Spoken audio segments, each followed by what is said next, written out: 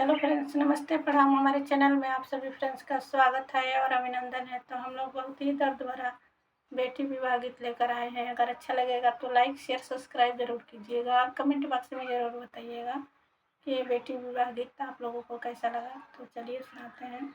माई जय अपना बेटी बोलावही, सुना बेटी अरज हमारा रे लालनावा। अरे सुना बेटी अरज हमारा रे लालनावा। जय दीना बेटी तारा जनम भय।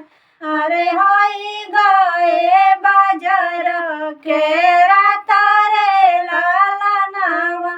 अरे होई गए बाजार के राता रे लालनावा। सासु ननद घर दिया नालेस।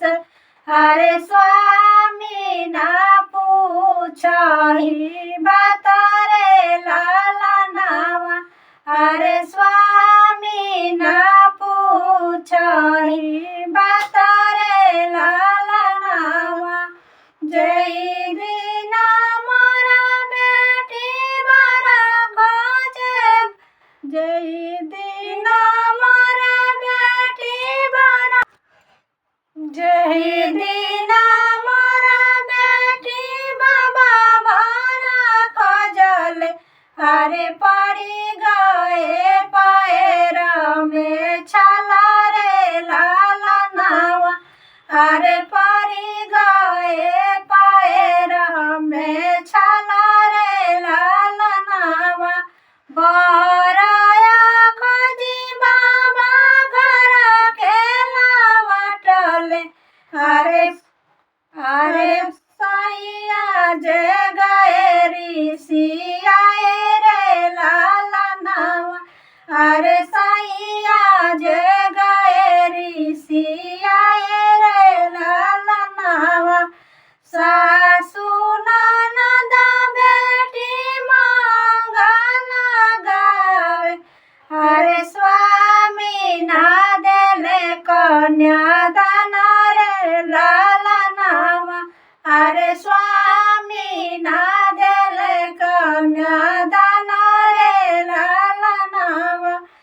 सासु ननद घर मंगल गावे। अरे स्वामी ना देले कन्यादान रे लालनावा। अरे स्वामी ना देले कन्यादान रे लालनावा। माई जय अपना बेटी बोलावे। अरे सुना बेटी अरज हमारा रे लालनावा। अरे